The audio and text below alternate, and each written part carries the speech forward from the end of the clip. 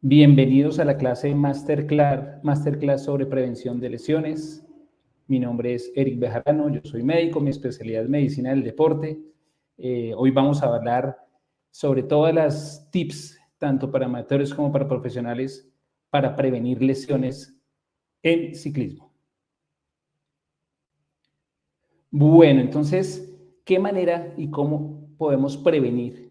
¿Cómo podemos detectar esos factores de riesgo para poder prevenir lesiones tanto en salud como en enfermedad, como en riesgo de caídas para ciclismo? Entonces, vamos a hablar un poquito de la epidemiología. Las lesiones en ciclismo, digamos que están muy arraigadas al riesgo que tiene el mismo deporte, el riesgo de caídas, el riesgo de lesiones osteomusculares, y prácticamente que está involucrada todo ese conjunto de condiciones y circunstancias que pueden llevar al riesgo de caer un atleta. Evidentemente hay otro tipo de lesiones que tienen que ver con la carga del entrenamiento, que tienen que ver con la hidratación del ciclista, que tiene que ver con su adaptación a ciertas condiciones ambientales específicas, a su pericia con el manejo de la bicicleta, lo cual implica la cantidad de años que lleve entrenando, la cantidad de experiencia que tenga con el manejo de la bicicleta. Es importante empezar con un concepto que ha involucrado el COI en los últimos años y que ha buscado estandarizar los parámetros para medir qué es lesión y qué es enfermedad.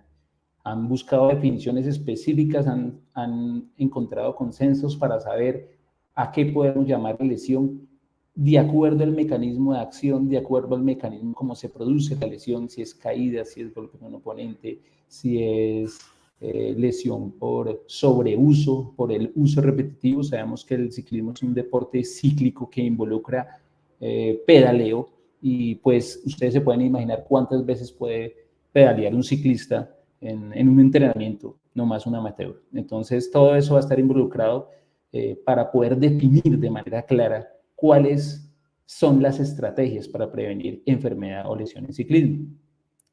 El estudio de la Universidad de Queens, llevado en el Reino Unido, en ciclistas tanto amateurs como profesionales, que involucraba carreras de un día hasta carreras de semanas, pudo detectar que las lesiones más frecuentes se presentaban en miembros superiores, más afectados que los inferiores. Uno llegaría a pensar que los miembros inferiores, por el gesto deportivo y por la implicación que tiene el pedaleo permanente, serían las más afectadas, pero en realidad los miembros superiores, que son los que menos se tienen cuidado, los que menos se entrenan, son los que más se lesionan.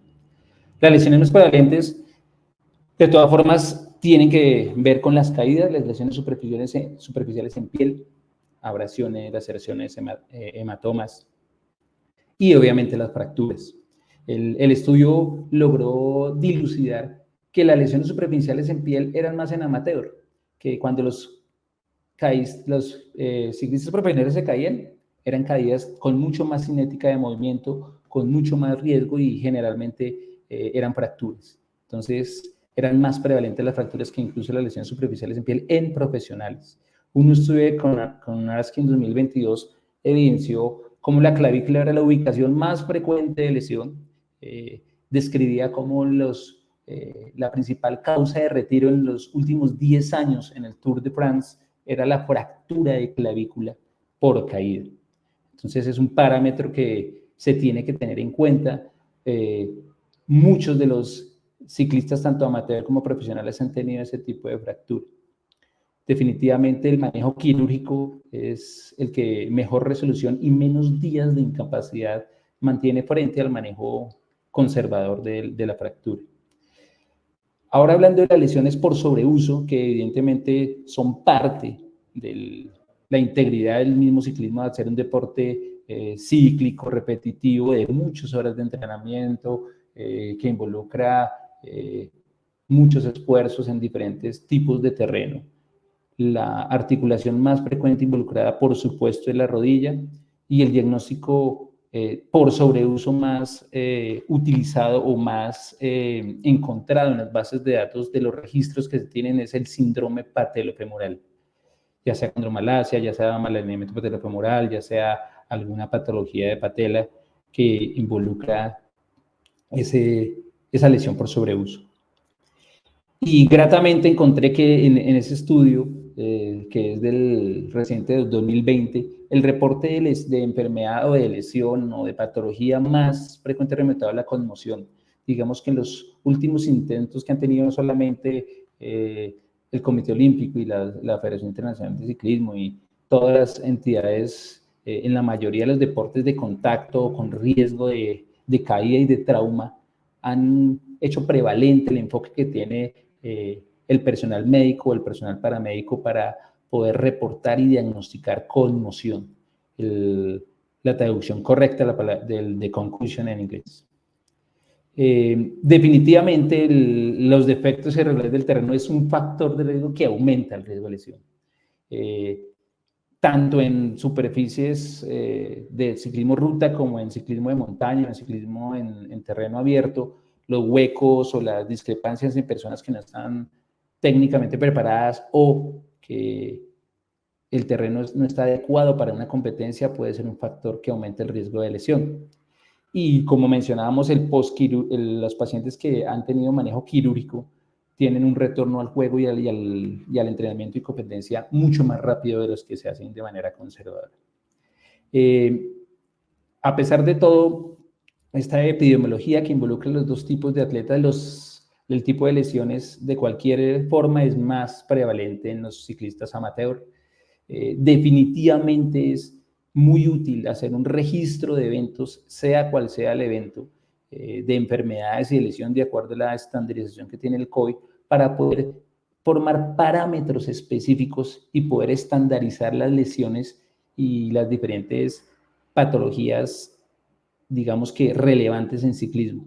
Ese registro de eventos tiene que hacerse de una manera sistemática, llevando una estadística adecuada y digamos que va a aportar mucho para la prevención de lesiones. Hablando de la fractura de clavícula, que es la que más prevalente se presenta en los ciclistas profesionales, en los que han hecho cirugía se demoran 38 días en retornar al juego contra 76 días de los que no realizan el manejo quirúrgico, sino el manejo conservador. Un parámetro a tener en cuenta. Todo ciclista élite que sufre una caída tiene que ser operado. Pero entonces, partiendo de esa epidemiología, vamos a hacer el enfoque de cómo un médico del deporte puede enfocar ese riesgo de lesiones y cuál sería el primer paso que un ciclista, ya sea amateur o profesional, debería llevar para poder evitar y para poder prevenir ese riesgo de lesión. Lo primero es consultar su estado físico y su estado deportivo a un médico del deporte para que se le pueda hacer una evaluación física preparticipativa adecuada, donde se determinen todos los factores, tanto físicos como psicológicos, para poder involucrar su estado físico y dar un dictamen de su elegibilidad para poder desarrollar su deporte de manera adecuada. Generalmente se detectan condiciones que pueden ser mortales, incluso potencialmente mortales o incapacitantes, y que se deben contemplar para poder dar ese concepto de elegibilidad médica. Antes se tenía el concepto de aptitud médica, se decía si era apto o no apto. Eso ha evolucionado con esta última revisión que hizo la Sociedad Americana de Médicos Familiares sobre valoración y evaluación física preparticipativa, donde el concepto ya no es aptitud, sino es elegibilidad. Cinco parámetros para dar la elegibilidad para el deporte a cualquier sujeto o paciente que sea evaluado para dicho fin. Esto también abre las puertas para que los atletas tengan una oportunidad de educación junto con el médico del deporte sobre sus estilos de vida saludables, sobre la referencia a otras especialidades específicas, nutrición, psicología, fisioterapia, todo con el objetivo de mantener la salud y prevenir la lesión o enfermedad. ¿Listo? Esto hace parte de un programa de monitorización que es lo que actualmente se utiliza en todo el mundo y en Colombia, obviamente. ¿Qué hacemos en esa valoración preparticipativa? Valoramos el riesgo cardiovascular, valoramos el riesgo que tiene de acuerdo a sus antecedentes familiares, de acuerdo a patologías y criterios específicos para diagnosticar ese tipo de patologías, a los hallazgos que encontremos en el examen físico y, muy importante, a los hallazgos en el electrocardiograma, según el último consenso internacional del 2017, que abarca también los parámetros ya vistos en anteriores años, como en el del 2003 en Seattle. Entonces, esos hallazgos electrocardiológicos son, en la Escuela Colombiana de Medicina del Deporte, mandatorios. En ciertas escuelas americanas no es mandatorio el electrocardiograma, pero en Colombia la recomendación es siempre hacer un electrocardiograma como valoración preparticipativa en el riesgo cardiovascular.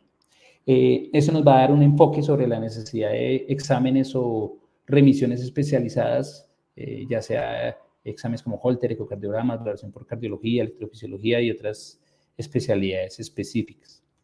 Además del riesgo cardiovascular, tenemos en cuenta el riesgo osteomuscular. Es otra parte importantísima y otro pilar fundamental de la valoración preparticipativa. Evidentemente vamos a tener en cuenta los antecedentes de la infancia, de displasias de cadera, de lesiones o traumas de las zonas de crecimiento, las llamadas fisis, o alteración de los sesos, dismetrías en los miembros tanto superiores como inferiores. El antecedente de lesiones osteomusculares, ya sea también enfermedades diagnosticadas articulares o patologías congénitas. Las malformaciones de columna o alteraciones en la columna adquiridas o congénitas también son valoradas porque van a ser, digamos, que mellan el riesgo osteomuscular que tenga el paciente para hacer su deporte. Otra que tenemos en cuenta, que pues la menciono acá, pero pues digamos que es un antecedente de riesgo neurológico importante, son los antecedentes de diagnóstico de conmoción cerebral. Con lo que les comentaba de las últimas guías y los últimos enfoques que se ha hecho en conmoción cerebral y las herramientas que tenemos a mano para poder hacer el seguimiento, el diagnóstico y el manejo oportuno de este tipo de patologías, es importante tener en cuenta la conmoción cerebral y sus antecedentes. Y evidentemente los antecedentes deportivos, que hace parte exclusiva de esta valoración participativa, que hace parte, digamos que primordial de la valoración por medicina del deporte, cómo está entrenando, cuántas horas entrena a la semana, qué tipo de entrenamiento realiza, cuántas horas utiliza para hacer preparación física, cuántas utiliza para hacer su gesto deportivo. No es solamente ir a montar carretera y hacer kilómetros y kilómetros, sino también hacer una preparación de fuerza física y específica que va a, digamos que, aportar en la prevención de ese riesgo de lesiones. Si vemos este video, podemos ver, muchos lo reconocerán, Thibaut Pinot, es un ciclista francés que se retiró esta temporada. Ese fue el Tour de Francia del 2019. Desafortunadamente estaba en la etapa 19, una etapa que brilló para nuestro ciclista colombiano Egan Bernal, pero que al principio de la subida hizo que Thibaut Pinot, por una lesión que no fue caída, una lesión que no fue enfermedad, por una lesión que comprometía su muslo, inicialmente no se sabía cuál era la causa, pero después se vio que había una lesión en el muslo y una lesión muscular, algo, digamos, que no tan común en este tipo de ciclistas, pero que se tiene que tener en cuenta, porque definitivamente el ciclismo no es, las lesiones deportivas no son al azar, no son mala suerte. Hay herramientas y hay seguimientos que el médico y el personal médico tiene para poder llevar a predecir o a prevenir una enfermedad. Estos son estudios que se han hecho en otros deportes, en fútbol americano, en atletismo, en esquí, y que involucra que los puntajes de fatiga, la calidad de sueño, las lesiones previas, el estrés, incluso emocional o tensional en deportistas universitarios que tienen exámenes, involucra mayor riesgo de lesión. Puntajes subjetivos de fatiga, ¿sí? Aumento inusual de la carga antes de la lesión fueron vistos objetivamente en todos estos estudios. Definitivamente hay una manera de prevenir y evitar la lesión. Pero entonces hablamos de un concepto claro que es la fatiga, la respuesta a la carga. Evidentemente es necesario entender cómo responde el organismo a esas adaptaciones a la carga, tanto a la carga que genera fatiga aguda o la carga que se va acumulando y va generando fatiga acumulada. Entonces estamos en esa balanza entre la fatiga, la recuperación y la carga y el rendimiento. Ese ciclo es el primordial para poder valorar ese tipo de monitorización. Entonces tenemos la fatiga. Esa fatiga tiene el riesgo de poder producir lesión o enfermedad porque aumenta el riesgo de lesión osteomuscular y disminuye ciertas capacidades específicas que, por ejemplo, en ciclismo son muy importantes, como la capacidad para toma de decisión en un momento determinado, la coordinación de los movimientos, que evidentemente pueden hacer mella en el gesto del pedaleo, en el gesto deportivo, en un ataque, en esquivar un ciclista, en manejar una pinchada, en esquivar un obstáculo que se presente súbitamente. Y evidentemente, pues el control neuromuscular también ajustado a esa coordinación también va a ser un riesgo. Entonces la fatiga disminuye ese tipo de capacidades y aumenta el riesgo de lesión o de enfermedad, dependiendo de cómo se haga ese procedimiento de monitorización y respuesta a la carga. Entonces, se crean los mecanismos para poder controlar esos dos tipos de fatiga que les comentaba, la fatiga aguda y la fatiga acumulada. Y surge el concepto de monitorización, no solamente de lesiones, sino también de salud y enfermedad. Y que, como vamos a ver, involucra factores multidimensionales, involucra factores de toda índole que pueden llevar a desajustar esta gráfica que estamos viendo acá. Esta es una gráfica que describió un autor muy conocido en monitorización del entrenamiento australiano y que con base en los parámetros de medición de carga genera radios de comparación entre la carga aguda y la carga crónica acumulada. Y con base en esos parámetros puede uno estandarizar en qué tipo de zonas se encuentra el deportista y qué conductas tomar para disminuir el riesgo de lesión o enfermedad. Es una relación directa entre la carga y el riesgo de lesión.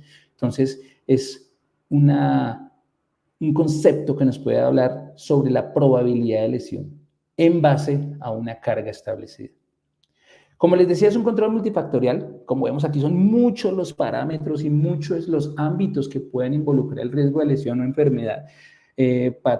Comportamientos o patrones como el horario de entrenamiento, cuántas veces, cuánto tiempo recupera, cuánto tiempo tiene de viaje, cuánto tiempo tiene de estrés, cuánto tiempo tiene evidentemente de juego, cuánto tiene de competencia comparado con entrenamiento y ese parámetro. Hay parámetros ya especificados. Un ciclista profesional puede llegar a una carrera y tener un rendimiento óptico con 17.000 a 20.000 kilómetros. Incluso ellos pueden hacer hasta 30.000, 35.000 kilómetros al año, que son números muy grandes, pero que los entrenadores deben manejar para no presentar ningún aumento de carga y riesgo de lesión.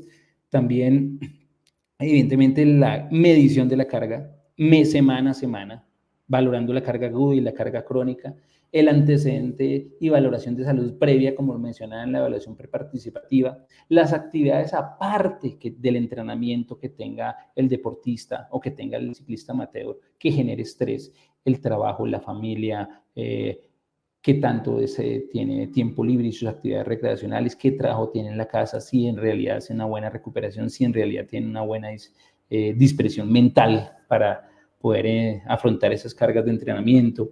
Evidentemente, el horario de entrenamiento que involucra la calidad del sueño, que involucra el puntaje de estrés y de fatiga. Eso se puede preguntar directamente al atleta todo las semanas de concentración o los días que esté en contacto con el médico para poder llegar a parámetros subjetivos muy importantes en la valoración de la carga y el riesgo de lesión y enfermedad.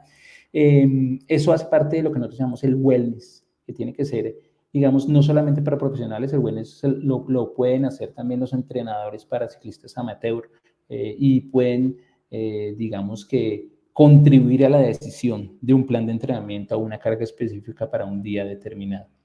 Otros como obviamente la edad, el estado físico, el tipo de entrenamiento, la hidratación, son parámetros que vamos a valorar ahorita y que también hacen digamos que un factor clave para la prevención de lesión y enfermedad.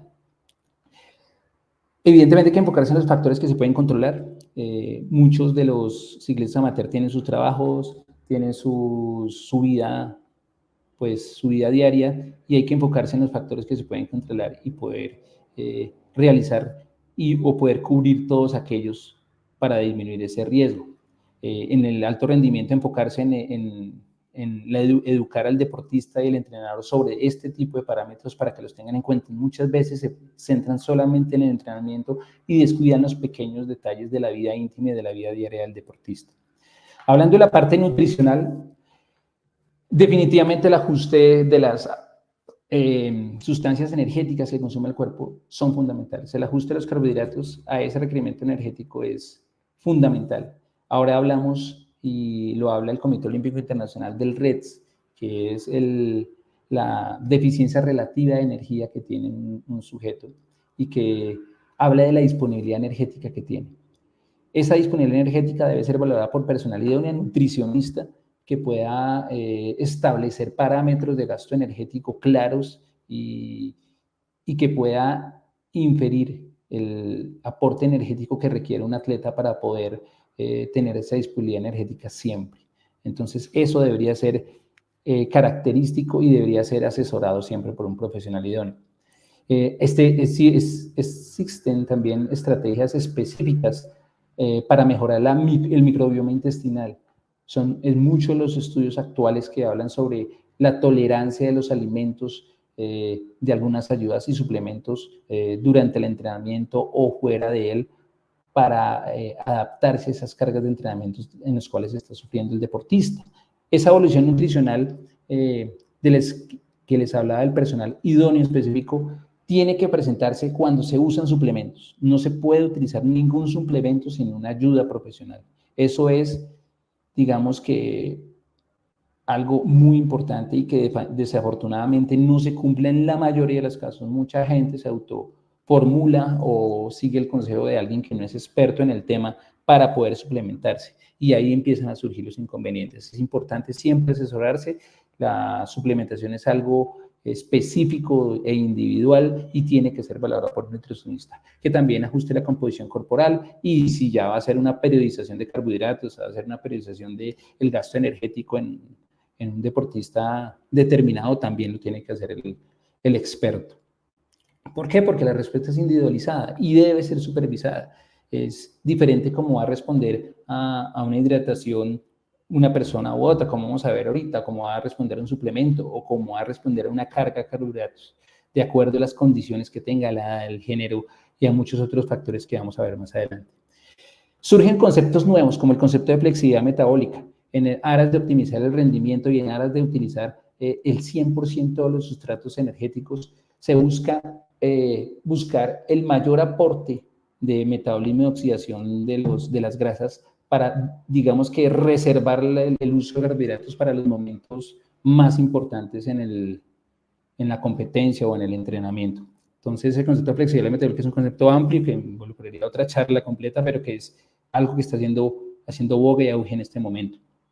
Y también el concepto de entrenamiento intestinal, educar nuestro intestino a ayudas ergogénicas o alimentación específica durante el entrenamiento, para que en competencia no tengamos ningún problema de irritabilidad o patologías gastrointestinales.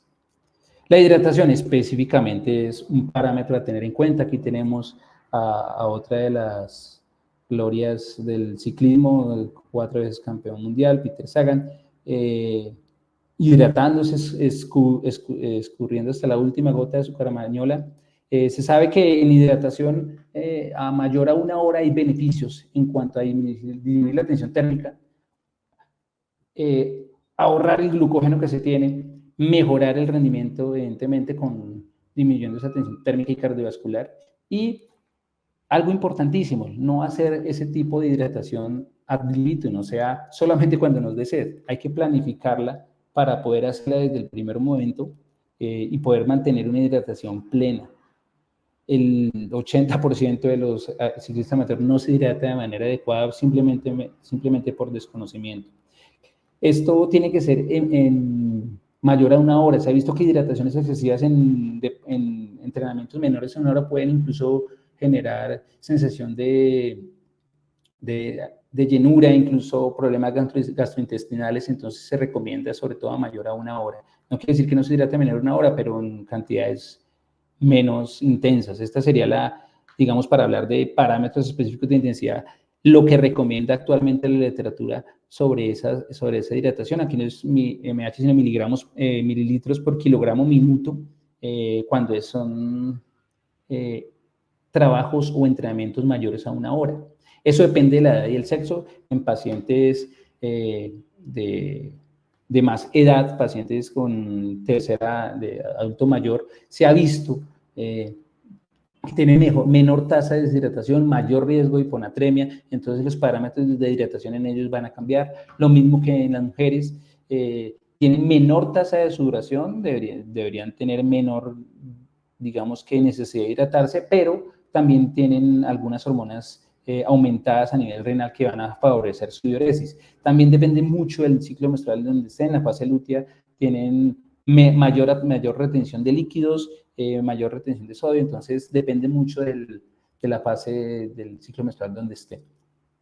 Entonces, por eso la edad y el sexo son parámetros que hay que tener. Las características individuales, tasas de sudoración diferentes para cada sujeto, superficie corporal diferente, adaptaciones al calor diferentes, el tamaño corporal, dependiendo de su composición corporal, grasa o músculo, va a cambiar su parámetro y su tolerancia de hidratación. Lo mismo que suficiencia metabólica de acuerdo a la manera como esté entrenando y a las adaptaciones fisiológicas que haya adaptado ese entrenamiento, y las adaptaciones que tenga de aclimatación al calor, que varían de acuerdo a cómo lo haya entrenado o cómo se haya adaptado ese tipo de aclimatización. Entonces ahí involucramos 3 conceptos más que tienen que ver y que afectan la hidratación y que también tienen que ver con las características ambientales que van a hacer influencia en el riesgo de lesión, que es el calor, la humedad y la altura. Generalmente, según este autor, Buchholz en 2021 escribió que debe haber un balance de hidratación, no solamente es hidratarse excesivamente, sino tratar de entrenar cómo tengo que hidratarme para evitar excesos de ingesta que incluso pueden aumentar tasas de sudoración y que en zonas de alta humedad puede tener algún riesgo. Se habla que de temperaturas de mayor de 20 grados aumenta el riesgo de lesión, entonces hay que tener mucho más cuidado en la hidratación en ese tipo de temperaturas. Para reposición de líquidos previo a competencia, se habla de estas cifras de 5 a 7 miligramos por kilo 4 horas antes, con estos miliequivalentes de sodio. Antes de competencia o antes de otro evento, si hay una deshidratación para poder lograr cifras de euhidratación y electrolitos adecuadas. La altura también tiene que generar o genera algunas condiciones específicas. El aumento de la ventilación que produce la altura, acomodándose la hipoxia, hace que las pérdidas de agua sean sensibles y aumenten, y hay que reponerlas con esos parámetros de 1900 mililitros día en hombres y 850 mililitros día en mujeres, más de lo habitual. Siempre vigilando si se puede y de manera adecuada la composición corporal, específicamente la masa corporal. Eso es en cuanto hablamos de la temperatura, la hidratación, la altura. Ahora vamos a hablar algo que es fundamental y que actualmente se está utilizando mucho y está más al alcance de muchos de los ciclistas amateur, que es la biomecánica. El bike fit, que a mí me gusta llamarlo más ride fit, o sea, acomodar la bicicleta al ciclista y no el ciclista a la bicicleta. Entonces, para eso debemos conocer los componentes de la bicicleta, debemos familiarizarnos con esos componentes para poder empezar a conocer cómo tenemos que ajustar nuestra bicicleta para poder disminuir el riesgo de lesión. Porque definitivamente este no es un deporte en donde se corre, donde se nada, no, este es un deporte que involucra el complejo máquina-humano. Y ese complejo máquina-humano tiene que ser entendido tanto por los entrenadores como por los deportistas, como el personal médico que está involucrado. No podemos atender solamente las condiciones que involucran el manejo de un deportista, sino también los elementos, y en ese caso pues es evidente el complejo que se asocia entre el ser humano y la bicicleta. Entonces, la evaluación de este rendimiento y la potencial de riesgo de lesiones tiene que involucrar el conocimiento de la bicicleta del sujeto que se va a evaluar. Se tienen que valorar bastantes cosas: el mal ajuste de la biomecánica, el desequilibrio con el cuerpo. Son 2 cosas que se valoran y que combinadas las 2 generan también un factor de riesgo de lesión. Entonces, puede ser del sujeto, puede ser del aparato, puede ser de los 2, lo que puede estar generando el riesgo de lesión. conocer esos componentes de la bicicleta y vemos el marco con el tubo superior, el tubo diagonal, el tubo posterior, el tubo que soporta el sillín, la cadena, el manilar, el vástago o potencia que conocemos que sujeta el manilar, el sillín, la perpendicularidad del sillín, todos esos componentes vamos a estudiarlos para saber cómo interactúa el ser humano y la bicicleta. Esta es la primera medición que tenemos entre el sillín y el manilar. También uno de los parámetros específicos que vamos a tener es el centro del pedalier, que es el que está en el centro de los platos que tenemos ajustados a las bielas. Esa altura se mide y hay parámetros específicos y fórmulas que ahorita vamos a mencionar para calcular la entrepierna, es decir, calcular un parámetro inicial de ajuste de una bicicleta o de tamaño del marco de la bicicleta. Va hasta la altura, hasta la parte media del sillín, desde el centro del pedalier. También hay una medición del retroceso del sillín, que también va a involucrar que o se elonguen o se flexionen más las piernas, tiene que ser algo preciso y que también tiene sus parámetros y sus ángulos específicos.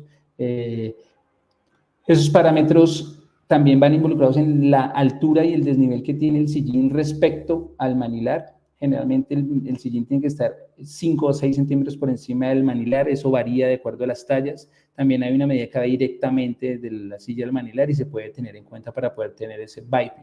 Esas son medidas iniciales y muy básicas. Lo ideal es tener una asesoría por un software o por lo menos un mecánico que tenga conocimiento en biped y pueda ajustar los parámetros para evitar el riesgo de lesión.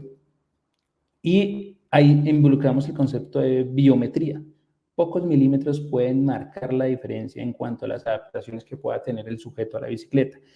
Depende del morfotipo del ciclista, depende del entrenamiento que tenga el ciclista, de las costumbres y de la postura que esté asumiendo en su bicicleta. Hay que educarse desde que se inicia a montar la bicicleta para tener una adecuada postura y con base en eso empezar a generar los bipeds específicos para ese tipo de ciclistas. La biomecánica, si se hace de forma segura, es una herramienta idónea para la prevención de lesiones y para la mejoría del rendimiento. La postura óptima en la bicicleta disminuye definitivamente el riesgo de lesión. Entonces es algo que hay que tener en cuenta. Todas estas palabras, marcos, sillín, calas, pedales, bielas, manilares, calzado, zapatillas, todo eso son palabras que tenemos que tener familiarizadas y debemos tener en cuenta si queremos practicar el ciclismo de manera segura. ¿Cómo ajustamos la bicicleta? Entonces, como les decía, las ajustamos de acuerdo a la morfología del sujeto. Aquí tenemos 3 imágenes en donde vemos, primero la imagen de arriba, vemos el sujeto en 3 posiciones diferentes. La primera, una posición correcta, donde está inclinado más o menos su tronco, la otra está demasiado inclinado, la otra demasiado sentado frente a la bicicleta, tiene que ver con la posición del manilar, tiene que ver con la altura del sillín, tiene que ver con el ajuste del marco y el tamaño del marco. Se tiene que guardar una posición óptima. Esta es la posición que se recomienda, sin embargo, cada uno tiene que tener su posición ideal y eso se hace con el ajuste, pruebe y ajuste nuevamente. No es un parámetro específico, hay unas medidas que se pueden tener en cuenta, pero no son, digamos que regla para solo tomarlas y ya es de acuerdo al ajuste que se haga individual en el deportista. Tenemos todas estas dimensiones que ya hemos mencionado ahorita en la anterior diapositiva. El cálculo de la altura perineal generalmente se utiliza en ecuaciones, se calcula la altura del entrepene, se multiplica por 0.885 y se tiene en cuenta para la longitud entre el pedalier y la altura del sillín. La altura biocranial depende para la longitud de la manivela, eso ha cambiado mucho, ahora hacen manilares mucho más cortos, incluso ustedes ven la tendencia actual es a tener los manilares inclinados, esto para tener siempre más estabilidad y aerodinámica, y porque no, la UCI no permite ya colocar los antebrazos y soltar los manilares, siempre tienen que estar sujetos los manilares para poder realizar oficialmente sin ningún tipo de penalidad del gesto deportivo. El retroceso del sillín tiene que ubicarse de acuerdo a la caída de la rótula sobre el eje del pedalier. Aquí tenemos una de las medidas más usualmente utilizadas. Esa medida se puede hacer con un péndulo y se puede utilizar la plomada, pero pues lo ideal es hacerlo con un software que lo pueda medir. Lo que hablamos de la anchura del tipo del manilar. La altura del sillín es un parámetro muy conocido y muy importante en cuanto al ajuste de la biomecánica. La altura del sillín incluso ha demostrado que con diferentes alturas del sillín hay mayor potencia y mayor rendimiento. La altura óptima produce mayor rendimiento, es la que se tiene que utilizar. Estos son los rangos de flexión y de extensión que debe tener la rodilla en promedio para tener una altura del sillín adecuada. Eso se puede medir con un gonómetro sin mayor complicación, pero que los equipos de software de Byfit los miden sin ningún problema. La extensión tiene que ser entre 140 y 145 grados y 35 o 45 grados de ángulo de desviación respecto a la pierna recta. Entonces, son parámetros que tienen que tenerse en cuenta. También la posición del pedal en la cala, generalmente tiene que estar alineado con el quinto metatarsiano, la cabeza del quinto metatarsiano, justo por detrás de la cabeza del primero, y tiene que estar centrado en el eje del pie, porque si no puede producir también otro tipo de lesiones por inversión forzada del pie o por posiciones anómalas en el contacto con el pedal. Recordemos que esto en 15 a 20 minutos de pedaleo no va a tener mella, pero son muchos los ciclos de pedaleo que podemos tener en un entrenamiento, en una semana y en una temporada, lo cual va a generar poco a poco, si no se ajusta de manera adecuada, lesiones que pueden después incapacitar o sacar de competencia al deportista. Importante tener siempre esa alineación de la cala respecto a la línea central del eje del pie. Estas son otras posiciones que deben tener en cuenta: la rotación y la fijación que tenga las zapatillas sobre la cala y el pedalier. Es importante tener unas zapatillas adecuadas que protejan el talón, que protejan la punta del pie, sobre todo en ciclistas de mountain bike, también en ciclistas de ruta, para proteger el pie en las caídas. Generalmente quedan enchoclados y pueden tener trauma.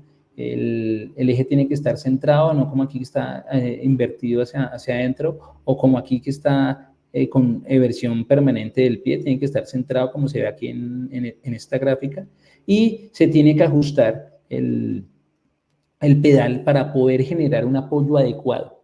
Existe una medida que es el ángulo que se forma entre el fémur y la rótula.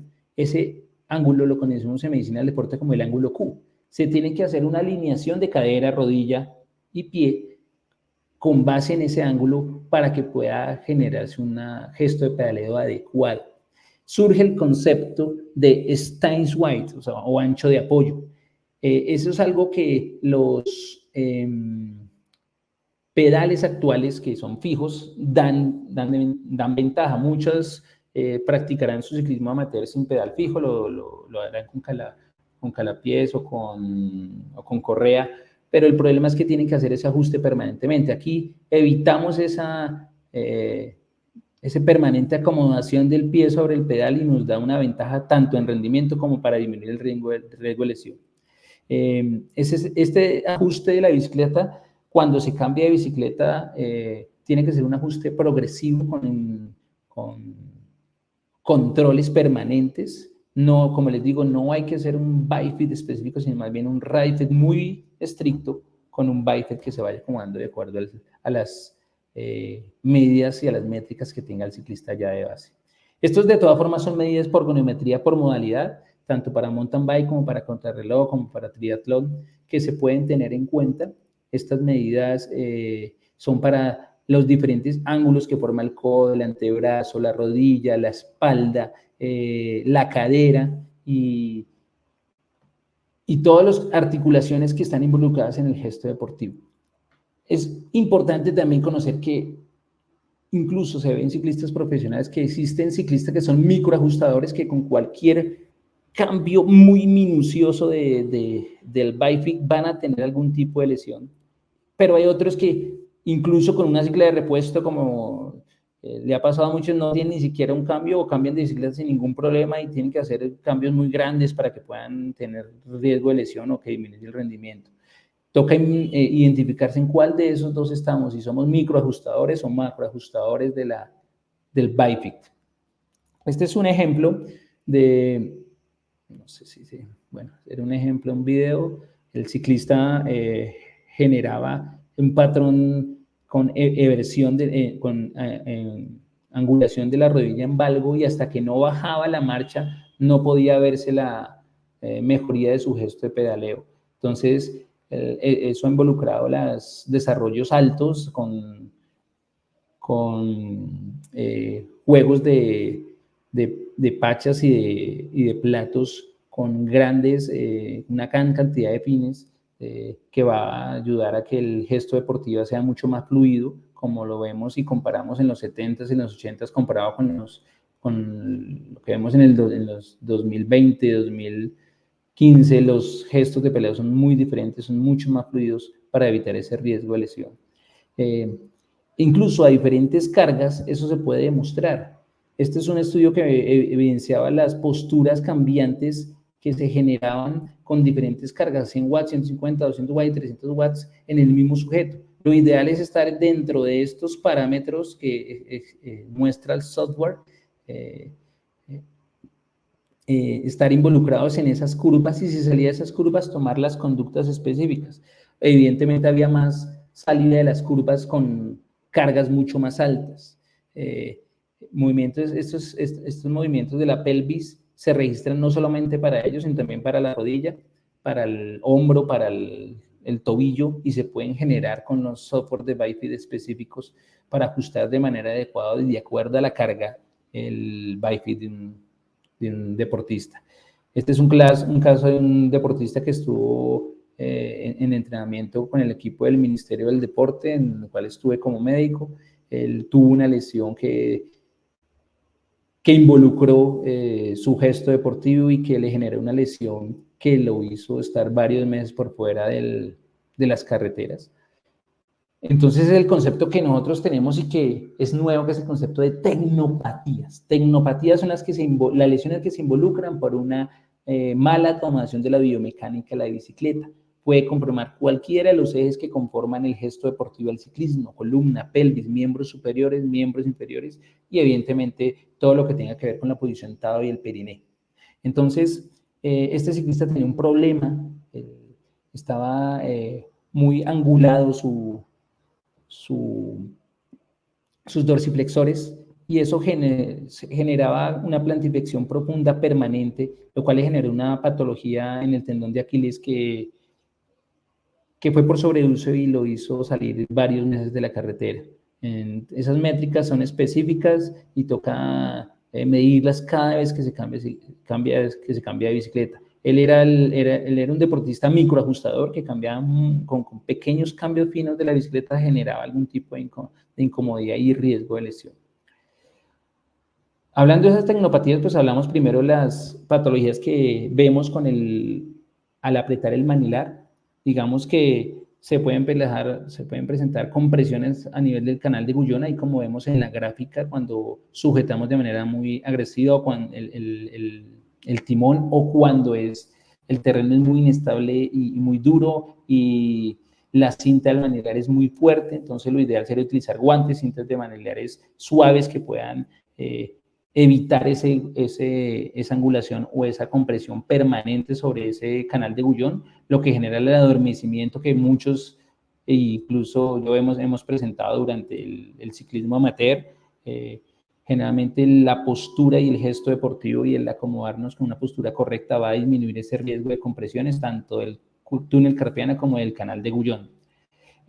La postura de la columna cervical y torácica, ¿sí? Dependiendo también de la altura del manilar. Si la postura está alterada, hay que modificar, hay que tomar conductas para disminuir el riesgo de lesión. Lo mismo que el coger el manilar de la manera como sería la manera correcta. Estas son las tres maneras como podemos coger el manilar, y existe una manera clásica para poder utilizarla. Generalmente hay que relajar los codos, hay que tener el tronco más flexionado que estirado, y hay que no agarrar de manera abrupta el manilar, a menos que haya un terreno inestable, pero siempre con los codos relajados o flexionados.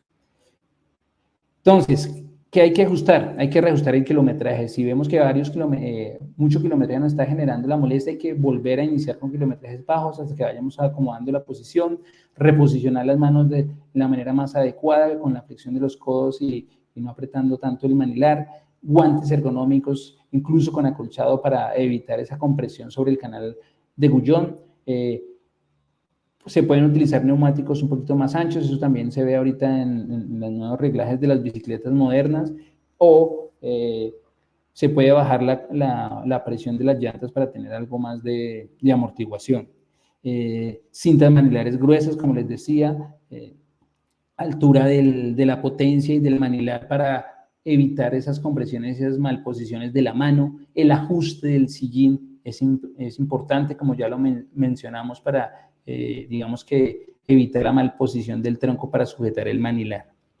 Respecto a la columna cervical y torácica, pues la altura del manilar va a ser mella. Si tenemos una altura de manilar muy baja, vamos a tener la cabeza más flexionada y más hacia abajo, y va a generar una extensión de la columna cervical mucho más profusa en el momento que vayamos a mirar hacia adelante o vayamos a estar pendientes de lo que está pasando en el horizonte, en el entrenamiento.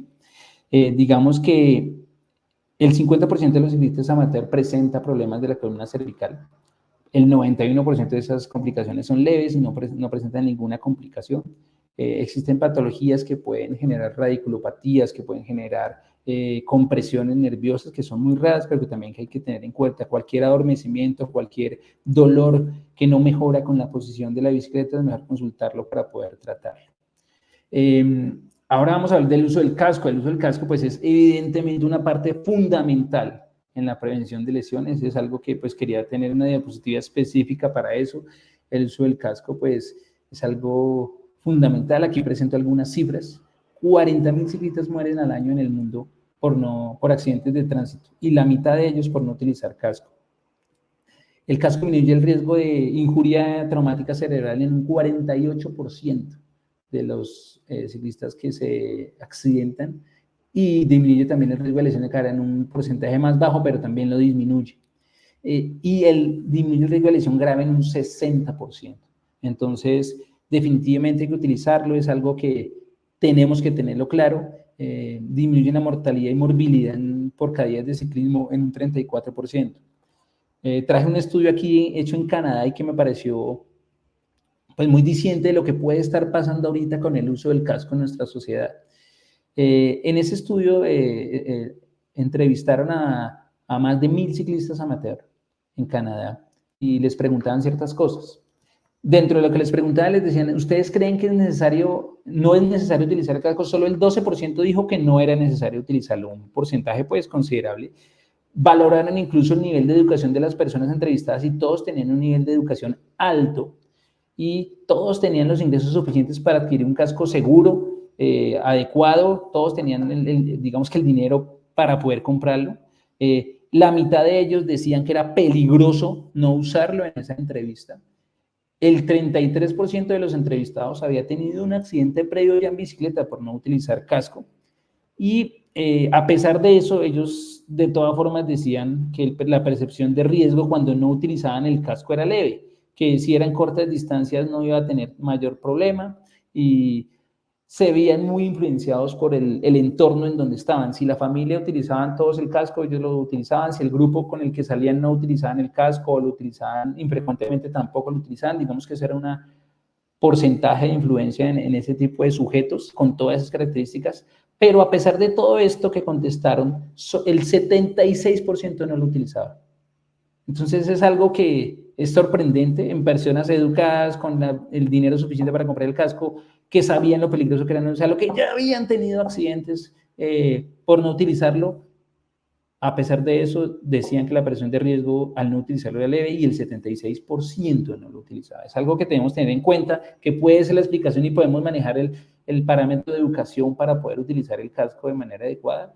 Esta es una gráfica, la gráfica que vemos aquí es de un casco con un airbag que están planteando, porque dicen que los materiales de los cascos más modernos actuales sí disipan mucho la carga que tiene sobre el encéfalo, pero no previenen totalmente o es un porcentaje todavía muy bajo de trauma o injuria cerebral. Entonces están pensando en cascos con airbag, que amplía el espacio y aumenta el impacto que tiene que recibir el casco y no el cráneo del ciclista que lo está utilizando. Importante el uso del casco. Y otro parámetro que ahora se está haciendo mella es la infraestructura. El uso de superficies o digamos que circunstancias para el ciclista que le den su seguridad y disminuyan el riesgo de su lesión. No más la calidad de las carreteras, los huecos, las hendiduras, las vías exclusivas para ciclistas. Eso pues se ha venido, digamos que aumentando a nivel mundial. Aquí en nuestras mismas ciudades lo estamos viendo, los bicicarriles, las vías exclusivas para ciclistas. Entonces, digamos que eso es algo que se está teniendo ahorita en cuenta para disminuir el riesgo de lesión, sobre todo de ciclistas amateurs y de personas que se transportan cotidianamente en bicicleta. Entonces, ¿qué entornos tenemos comunes? Las pistas para bicicletas y vías protegidas, como las que vemos en las gráficas de abajo, que ya en muchos países, incluso en Colombia, se están viendo de manera más rutinaria. Los carriles dedicados exclusivamente a ciclistas, como vemos arriba, que están demarcados, que están con un tipo de color y que tienen una barrera física separándolos. Son volardos grandes o cojines de cemento grandes, entonces son otros tipos de entornos que puede tener el ciclista, o las pistas que no están con una separación física, pero tienen demarcada la zona del bicicleta. Desafortunadamente aquí por el auge de las motos, pues a veces somos invadidos en esas vías por los compañeros motorizados y evidentemente la carretera que es compartida y que no tiene ningún tipo de señalización, la misma acera que es donde van los peatones y donde no deberíamos andar, y pues por fuera de la carretera en entornos más campestres y en terrenos y caminos de herradura. Digamos que es algo que se está empezando a trabajar, la infraestructura también se está empezando a investigar el ambiente, las zonas de contaminación, las zonas más adecuadas para realizar el ejercicio o el deporte, el ciclismo. Son parámetros que también deben tenerse en cuenta. Estas son las cosas que les quería comentar. Digamos que es algo muy rápido, muy sonero. Cada uno de los parámetros que describí aquí podría ser una conferencia gigantesca de cada una de ellas. Espero les haya aportado mucho para sus entrenamientos, mucho para tomar conductas de vida y para también retroalimentar a sus grupos de entrenamiento de ciclismo. Bueno, Jarlison, la idea es, pues, hablar contigo, tener en cuenta tu experiencia, lo que has vivido como deportista profesional, que has vivido todas esas experiencias de lo que es andar en un lote, de lo que es empezar y adquirir la experiencia para poder correr en esas grandes carreras y toda tu vida deportiva tan grande que has hecho. Entonces, pues, son preguntas muy básicas que te vamos, o por lo menos que te voy a hacer. De pronto, si el público tiene sus preguntas específicas sobre cómo prevenías el riesgo de enfermedad o lesión durante tu vida y tu carrera deportiva.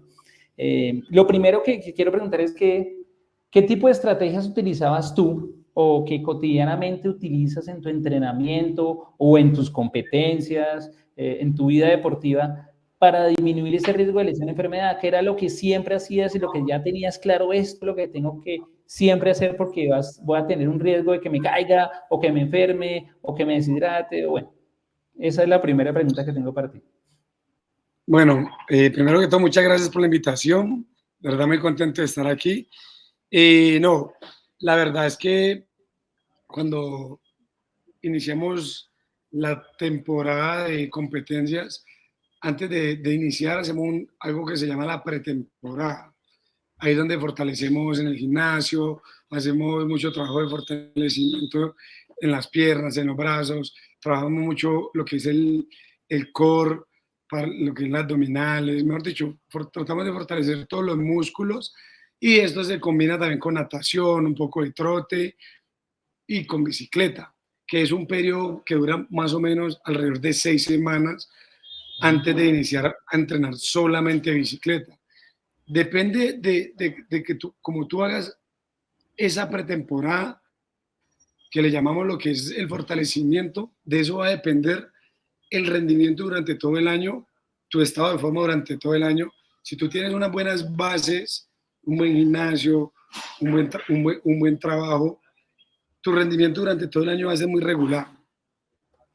Durante todas las carreras va a ser regular, siempre y cuando no te enfermes. Cuando no se hace una buena base, cuando no se hace una buena parte de gimnasio, de fortalecimiento, toda tu temporada va a ser momentos buenos, momentos bajos, momentos buenos, momentos bajos.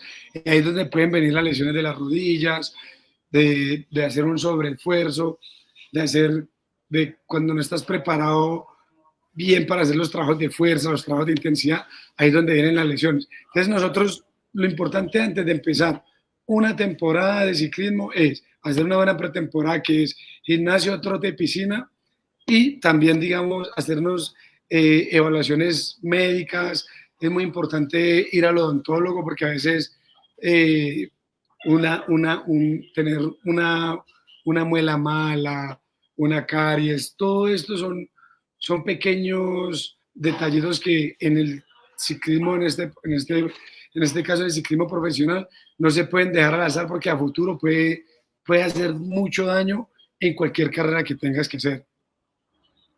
Excelente, ¿no? Excelente. Sí, sí, hay muchos estudios sobre las patologías dentales relacionadas con el rendimiento e incluso relacionados con el riesgo de lesiones. Una parte fundamental que pudiéramos digamos que incluir en la conferencia que hicimos es el fortalecimiento. El fortalecimiento de las estructuras, no solamente de los miembros inferiores, sino de todas las estructuras que van a involucrar el gesto deportivo, es fundamental para que, digamos que ese chasis esté preparado para soportar toda la carga que viene. Y eso es lo que tú nos comentas sobre la pretemporada, el fortalecimiento, la parte de adaptarse a la fuerza, al gesto deportivo y adquirir las adaptaciones fisiológicas de la fuerza para poder afrontar la temporada. Excelente. También es muy importante también, digamos, el tema de uno purgarse, ¿no? Porque, digamos, hay deportistas que uno habla con los deportistas, ¿vos te purgas? No, hay años no me purgo. Y en realidad, digamos, nosotros nos mandan a purgarnos 2 veces al año, antes de iniciar la temporada y a mitad de año, que es como una zona de descanso a los que no van al Tour de Francia. Entonces se hace como 2 veces al año este tema, que también es bien importante porque, digamos, cuando tú utilizas ayuda ergonómica, que los aminoácidos, que la proteína, pues que el hígado y todo el cuerpo lo puede asimilar todo el 100%. Sí, sí, los pares intestinales y sobre todo el mantener la microbioma intestinal, como hablamos ahorita, es fundamental. Muchos descuidan esa parte y digamos que ese seguimiento que ustedes hacían o que hacen en sus vidas profesionales es un aporte gigantesco para nuestros escuchas amateur que te están escuchando y adquiriendo toda tu experiencia. Bueno, Jarlison, la segunda pregunta tiene que ver con... tú sabes que el entrenamiento, la acumulación de días, la acumulación de kilómetros va generando fatiga y va generando fatiga acumulada que se va viendo a lo largo de la temporada. ¿Cómo hacías tú en tus clubes o cómo desarrollaban las estrategias para poder, digamos que hacer mella para combatir el riesgo de fatiga acumulada y el riesgo de fatiga? ¿Cuáles eran las estrategias que utilizabas para disminuir la fatiga y estar preparado para competencia temporada tras temporada? Bueno, la verdad es que primero nos cuidamos de no tomar cosas frías, Sí. sino tomar siempre cosas al ambiente o algo ambiente, así. Sí. Ambiente, sí, ni frío ni caliente. También, digamos, cuando había mucho frío, pues teníamos que andar bien abrigados para evitar enfermarnos. Tomamos mucha vitamina C y una buena alimentación. Al final, pienso que, digamos, mi experiencia durante mis años de profesional, que me ayudó a mí muchísimo, fue tener una buena alimentación, el cuidarme bien las comidas. Yo, por lo menos, yo voy a un restaurante y no te como ensaladas, porque tuve un problema de toxoplasmosis durante mi carrera deportiva, que también eso da, digamos, de las ensaladas, de una carne mal asada, son muchos factores que te pueden llevar a una enfermedad de estas que te puede perjudicar parte de tu carrera deportiva. Entonces, nosotros, antes de una competencia, digamos, importante, evitamos un resfriado. ¿Cómo lo evitamos? No serenándonos, acostándonos temprano. Digamos, el descanso es vital. El descanso es la recuperación de uno, el hacerse masajes 2 veces a la semana, porque durante tu entrenamiento tú puedes entrenar 5 o 6 horas diarias, pero si tú no tienes un osteópata, si no tienes una buena recuperación ergonómica con proteína, que no tome aminoácidos, que no tome la creatina, pues obviamente tu motor en algún momento se te va a fundir, porque no somos máquinas, somos seres humanos. Entonces, es un complemento de alimentación, de vitaminas, de masaje, del osteópata, estoy hablando de a nivel profesional, para no dejar nada al azar. Hoy en día, como todo ha sido tan tecnológico, cada factor, cada cosita hace la diferencia y son milésimas y segundos que es donde uno dice, bueno, pero ¿por qué a esta persona le rinde más que yo si al final entrenamos igual? No, pero es que esta persona se acuesta temprano, duerme las 8 horas necesarias que se debe dormir, hace masaje después de entrenamiento, van del osteópata, tiene una buena alimentación, se toma la proteína antes de y después de un entrenamiento duro. Esto es como lo que utilizábamos nosotros siempre antes de un entrenamiento, de un objetivo grande para nosotros. Claro, en la temporada es fundamental mantener todas esas condiciones. Entonces, escuchamos todos: descanso, recuperación, alimentarse bien, guiarse de manera adecuada con lo que está comiendo, no comer cualquier cosa y en cualquier parte, guiarse por los nutricionistas. Si utilizan suplementos, Jarlinson lo hacía a nivel profesional, entonces él tenía siempre la asesoración, estaba asesorado para poder realizar el uso de esos suplementos, siempre hacerlo asesorado, de acuerdo a los requerimientos que tenga cada persona. Como decía Jarlinson, es diferente a nivel profesional a como lo están haciendo o como lo hacemos nosotros a nivel amateur.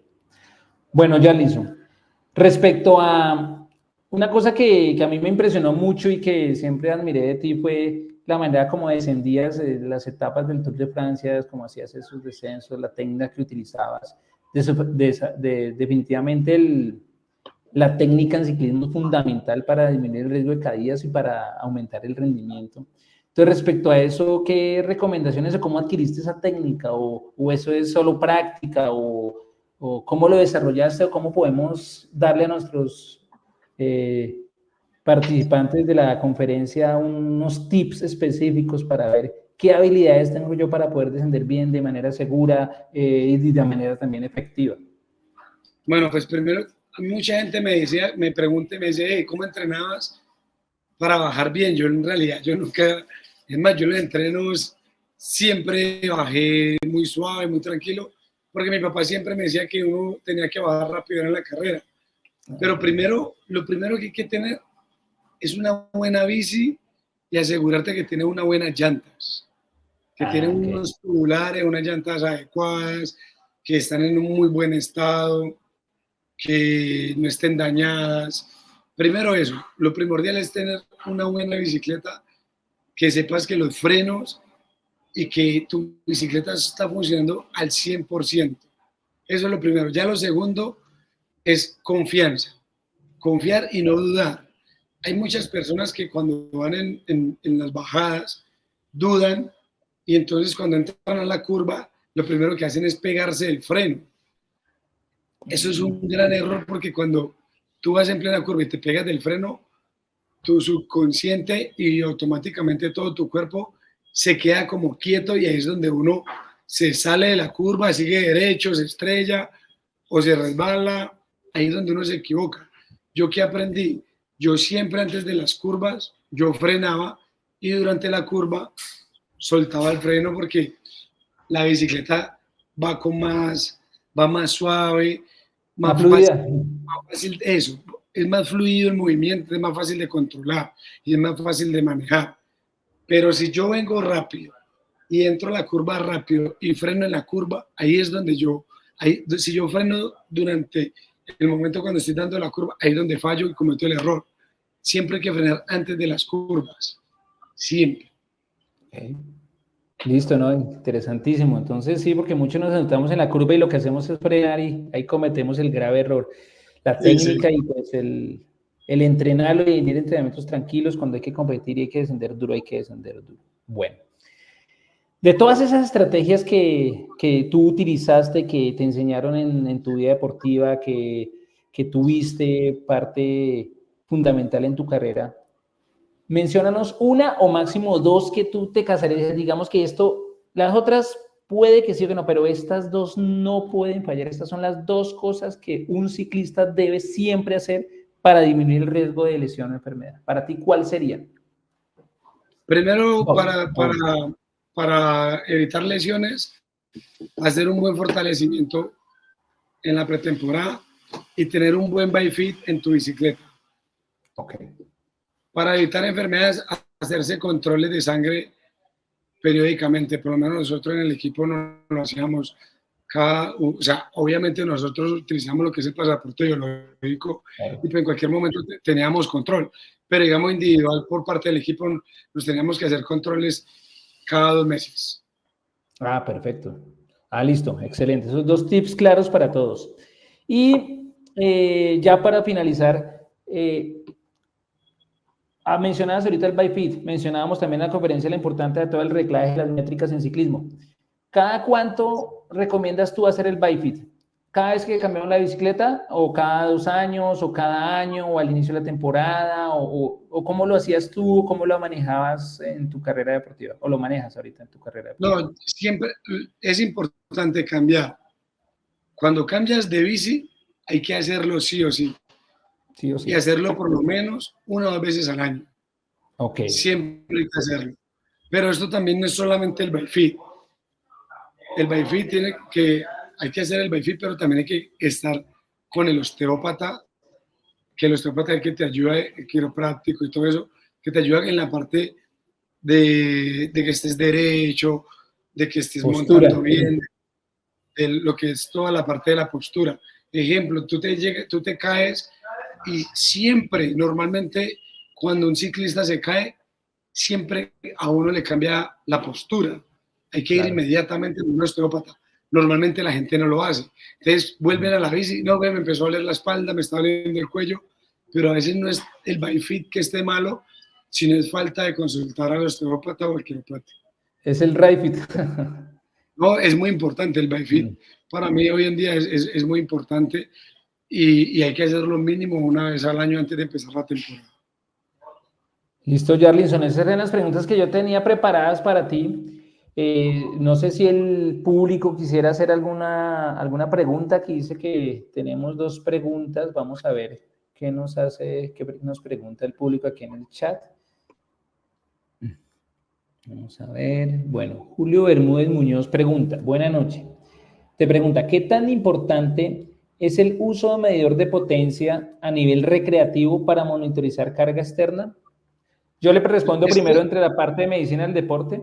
Es muy importante, se puede, sobre todo si tienes unas zonas de entrenamiento específicas registradas de potencia, si tienes un test donde puedas tener tu FTP, donde puedas establecer unas zonas de entrenamiento y obviamente que tengas un plan de entrenamiento y alguien que te dirija esas zonas de entrenamiento. Eso hace parte del proceso de monitorización de adaptaciones fisiológicas a la carga. Entonces, si es dentro de lo posible, si eres un ciclista que practica recurrentemente y que quiere mejorar su rendimiento y no solo por cumplir con los criterios de la OMS en salud, es muy importante tener la tecnología a la mano para poder, digamos que hacer el entrenamiento de manera correcta. Ahora sí, lo que tú opines, me imagino que lo habrás utilizado toda tu vida. Sí, la verdad que lo utilicé mucho, pero a nivel recreativo depende. Yo te digo, cuando me hablan de nivel recreativo, es una persona que sale a montar bicicleta a disfrutar. O sea, sale a gozársela, como hoy en día lo hago yo. Yo salgo, yo ni miro la potencia, yo salgo, hago 2 horas, paro con mis amigos, tomamos café y comemos y para mí eso es a nivel recreativo. pero a nivel máster, que son los que van a los gran fondos, que les gusta prepararse, que tienen un objetivo durante todo el año, a esas personas el potenciómetro es No, súper ayuda. importante. Y aparte cuando usas el Training Peaks, todas estas apps que Aplicaciones. son, eso, que son nuevas en el ciclismo, pues ahí te das cuenta de cómo está tu estado de forma, cómo está funcionando tu metabolismo, cómo estás tú a nivel de cansancio, o sea, te mide todo. Entonces, para estas personas que sí van a los gran fondos, que tienen un objetivo durante el año, ir a las competencias máster, obviamente es muy importante utilizarlo. Pero la persona que monta bicicleta por disfrutarlo, porque no siente la necesidad de competir con los demás, pues no le cambia nada tener un potenciómetro. De acuerdo, Jarlison. Aquí hay otra pregunta. La segunda pregunta la hace Estefanía Alfonso. Ella nos dice, buenas noches, Jarlison. ¿Cómo incluir ejercicios de fuerza en la rutina y cada cuánto? Bueno, entonces yo le respondo inicialmente, como mencionaba Jarlison, hay que hacerlo pretemporada si estás en un regimiento, en algún tipo de competencia o preparándote para algún gran fondo, algún evento. Sin embargo, sí sería útil para todas las personas que hacen ciclismo hacer por lo menos una vez a la semana una rutina de fuerza pequeña, si no está compitiendo, si está simplemente haciéndolo por recreación, por salud, sería bueno para soportar esas cargas y disminuir el riesgo de lesión por falta de ajuste de su cuerpo y de su fuerza a soportar esas cargas que va a tener diferentes a las que tiene en su vida diaria. Por lo menos una vez a la semana es mi concepto. Jarlison, ¿qué opinas tú? No, estoy contigo. El hecho de hacer una pretemporada, como lo hablábamos ahora, una preparación en el gimnasio y todo eso, hay muchos ejercicios en la bicicleta que se pueden hacer una vez a la semana, máximo 2. Depende también de qué clase de fuerza. Resistencia a la fuerza, o hacer trabajos detenidos. Depende también como el objetivo que tú tengas y también depende de la modalidad. Porque si comparamos un ciclista de ruta a un ciclista de velocidad en pista, esos manejas en gimnasio como 3 veces a la semana. Un ciclista de ruta no lo va a hacer, porque el ciclista de ruta debe ser flaco, debe ser delgado, debe solamente hacer fortalecimiento. Pero sí, igual como tú lo dices, mínimo una vez a la semana. Bien, sí, lo que ya les hablé es muy importante, lo de la especificación del tipo de deportista que se está haciendo. En alto rendimiento, las adaptaciones de las fibras musculares varían, es diferente a la fibra muscular que tiene y el tipo de fibra y el tipo de metabolismo que tiene un deportista de alta intensidad y potencia muscular comparado con un deportista que hace resistencia y alta distancias y volúmenes de entrenamiento. Son fibras de otro tipo de metabolismo que requiere otro tipo de entrenamiento de fuerza, pero los dos requieren el entrenamiento de fuerza. Bien.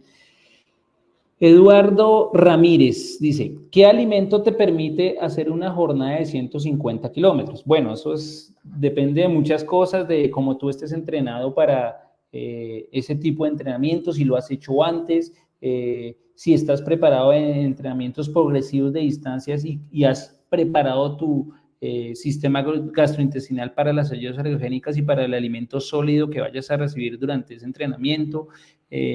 Lo ideal es hacer una periodización de la ingesta de los alimentos con un nutricionista. Generalmente, después de unos 60 minutos hay que empezar a comer y después comer cada 30 minutos. Generalmente carbohidratos de alto índice glicémico en formas, en suplementos específicos de acuerdo a los que tú toleres. Hay personas que toleran más el sólido y hay personas que toleran más el líquido. Eso depende cómo te hayas entrenado y cómo hayas... digamos que te hayas adaptado a la ingesta de alimentos durante el entrenamiento. El alimento también tiene que ver con la hidratación, que debe ser permanente, desde el minuto 15, 30 minutos hay que empezar a hidratar permanentemente toda la hidratación que puedas. Ahí si vamos a hablar de hidratación, pues es un tema ahí gigantesco y de alimentación, pero más o menos es un resumen que se haría para un deportista amateur. Me imagino las especificidades que tendrás tú en lo que haces cuando haces ese tipo de distancias que pues cuando entrenas en competencia, pues eso es lo menos, me imagino. ¿Cierto, Jarlinson? Cierto. Sí, no, la verdad es que lo que tú dices es real. O sea, primero hay que tener el organismo, digamos, adaptado. Yo profesionalmente cuando voy a hacer un fondo de más de 4 o 5 horas, la noche anterior una buena porción de carbohidratos y en la mañana también, para tener, digamos, gasolina para todo el entrenamiento. Durante el entrenamiento Depósitos de lleva uno, glucógeno, sí. eso, durante el entrenamiento lleva uno los electrolitos, agua, su barrita de proteína, los geles, maltodextrina también. O sea, es una cantidad de cosas, pero lo más importante es estar comiendo durante el entrenamiento, porque hay personas que no comen o que comen una sola vez y entonces tienen, digamos, esos bajones de azúcar que en algún momento me daban como un momento que me entraba una pálida y tenía que meterle azúcar al cuerpo como para volver a estabilizarme. Por eso lo peor que puede hacer uno como deportista, porque al final ya tu cuerpo ha consumido todo y ya no vas a recuperar todo eso que has perdido. Es muy importante estar comiendo durante el entrenamiento 15, 20 minutos y durante la carrera mucho más. Sí, claro. Definitivamente la alimentación en ciclismo y sobre todo en distancias como las que quiere hacer Eduardo deben ser pues muy importantes. Es importante lo que tú decías, si tú estás preparándote para un gran fondo o para una competencia de alto kilometraje, la alimentación previa tiene que estar periodizada y tiene que estar planificada. Los depósitos de glucógeno muscular van a servir muchísimo para poder tener un óptimo rendimiento y también pues en últimas para prevenir el riesgo de lesiones. Bueno, la última pregunta. Joana dice, ¿no es necesario continuar con el fortalecimiento muscular en gimnasio fuera de las 6 semanas de pretemporada? Entonces yo le contesto a Joana, sí, es muy importante fuera de temporada, fuera de esa pretemporada también hacer episodios de fortalecimiento, obviamente en el World Tour, en el alto rendimiento, pues es mucho más espaciado y mucho más programado, pero hay que hacer ese fortalecimiento. En el amateur hay que hacerlo mínimo una vez por semana, y aparte de esas 6 semanas que tuviste en pretemporada, para poder soportar las cargas a las que no estás acostumbrada como ciclista amateur. Es importante proteger el músculo y proteger de los arranconazos, de las cargas súbitas que tengas en tu entrenamiento. Importante fortalecer permanentemente y no solamente en las 6 semanas pretemporada. Jarlinson, no sé si tengas alguna aporte ahí. No, tienes toda la razón. Al final, digamos que también va como mucho en el gusto de las personas.